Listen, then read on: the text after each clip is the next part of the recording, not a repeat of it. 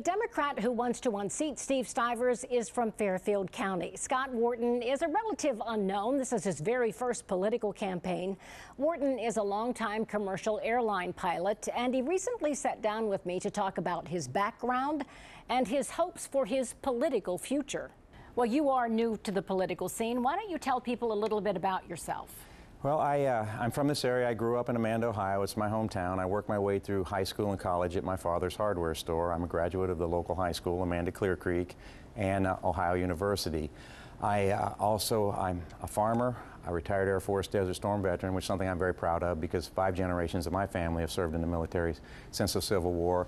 And I turned that training into a career at Delta Airlines. I'm currently a captain for Delta Airlines flying the Boeing 737. You are running against a well-known local politician, Steve Stivers, in a district that is complicated, to say the least. It's one of those gerrymandered districts that winds its way through about a dozen counties. How daunting is this, and how are you getting over the fact that people really don't know who you are?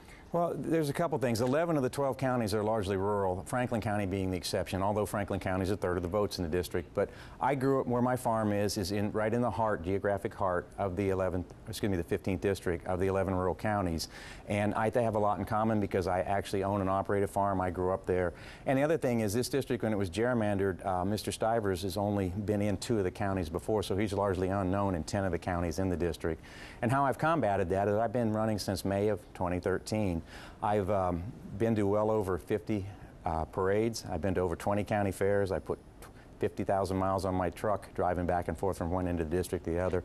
I'm getting out and trying to meet people, and it's a grassroots campaign. What do you think issue-wise voters will see a difference between you and Steve Stivers? What do you think, as you hope to head to Congress, we should know about your plans? Well, the primary first issue, which is not one of my plans, but the first thing I get asked a lot of times going into this election is, am I the incumbent or not? They're very interested in that, and they're very happy that I'm not the incumbent. There's a lot of unhappiness with Congress.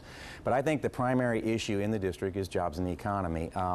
Closer to Columbus, the economic recovery has been better, but as you start to move further out and get down into almost Appalachia, down into Athens, Morgan County, Vinton County, the recovery has not been so good. So they're very interested in jobs and the economy. Well, people look at Congress, and this is what we hear all the time. They're ineffective. They aren't not working together. There are domestic policies, but also some international policies right now affecting the United States. When you look at a situation like ISIS, what do you think Congress's role should be in combating that threat of terrorism? Okay, first of all, I think ISIS is a terrorist threat, but I do not think it's an immediate threat to the United States. And my stance on ISIS is I'm a Gulf War veteran. My father served in Vietnam. Like I said, we're a military family. I don't agree with putting American troops on the ground over there, and I do not agree with the president doing unilateral bombing, which he started a month ago.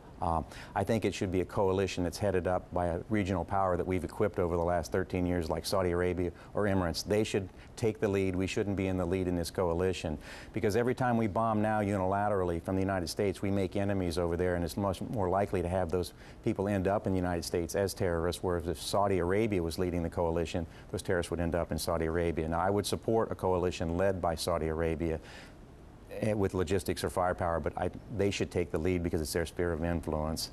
And I guess the story of how I came to that was about a month ago, I took, unfortunately, the remains of one of our soldiers that was killed in Afghanistan home from Atlanta as my job at Delta Airlines to Puerto Rico.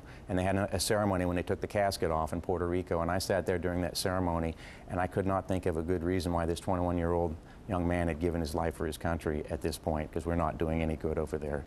So, we are just about out of time, but very quickly, you are an unknown. Right. Steve Stivers, at least here in Franklin County, is known.